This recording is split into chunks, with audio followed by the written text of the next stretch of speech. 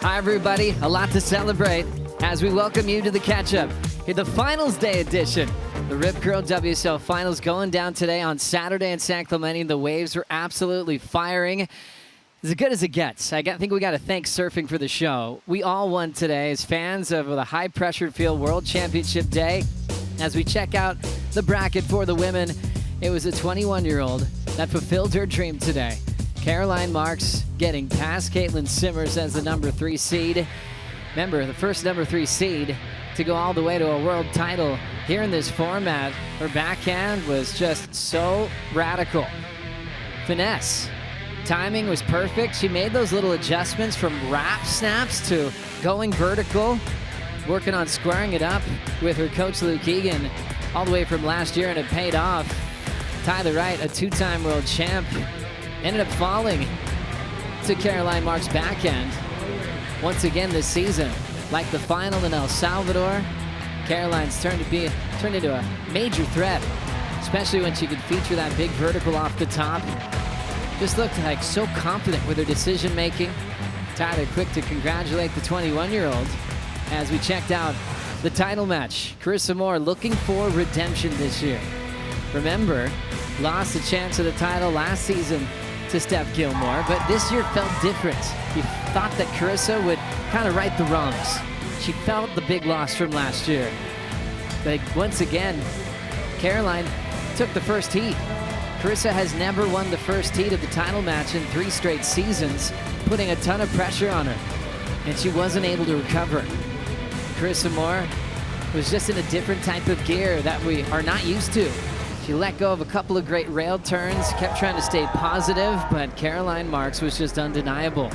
Every time she picked a wave, it was the right one. That move to San Clemente's paid off. She knew how to identify the right wave. She wouldn't take typically the first wave of the set. She'd wait for the better ones, wave number 2 or 3. She could also turn in smaller waves into big scores. Big win for Florida. We haven't seen a champion from Florida since Lisa Anderson in '97. Caroline Marks also changes up the script from Stephanie Gilmore, Carissa Moore, and Tyler Wright's domination. Incredible day for Caroline as we see the men's bracket. Huge names, biggest performances, maybe celebrating the best performances of the season. What about this match? Ethan Ewing taking on Joao Chianca. We didn't even think Ewing was going to be here. Fracturing his L3 and L4 back in August to Tahiti. Thought that took out his world title hopes, but he had another thing planned. When everyone was cheering for everyone else, he kind of used that as some fire. A guy that's really quiet, but he was a sneaky assassin.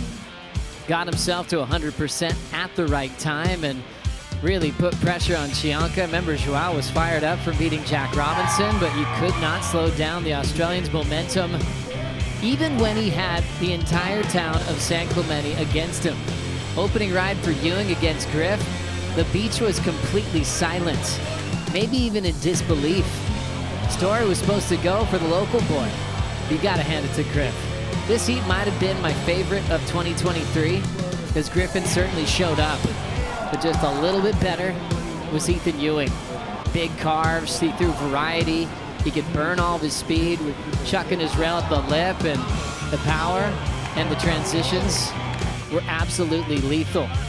Ewing getting past his longtime friend and moving into the title match for the first time in his career, taking on Felipe Toledo for a shot at a world title. It was all about Felipe and Ethan. The first heat was unbelievable. Definitely one of my favorites this season. Seeing Felipe on rail is really special, but how about the combo? Definitely better above the lip than Ethan Ewing, and it showed. Thing is, Ethan had great answers. Progression can happen on the open face, and that's what he leaned on. Big whip there, finished with a dagger right in front of Philly, and we had a serious battle on our hands. But Toledo, not to be outdone, just kept lifting. Got into the 9s, nose pick reverse, showing that he is the king of high performance. King of Lower Trestles, and the best surfer in 2023. Felipe Toledo, the first Brazilian to go back-to-back. Now a 7th title for Brazil as we are living through the era of the Brazilian storm. Going back to Medina in 2014, it's only been John John to fit in 2 world titles since. And And this confidence for this young man just gets better and better each and every year as he celebrates another big world title trophy alongside Caroline Marks. Had some special words for Caroline as well as we can't wait to see at the Surf City El Salvador Longboard Classic, September 19th through the 25th. You can watch live on worldsurfleague.com.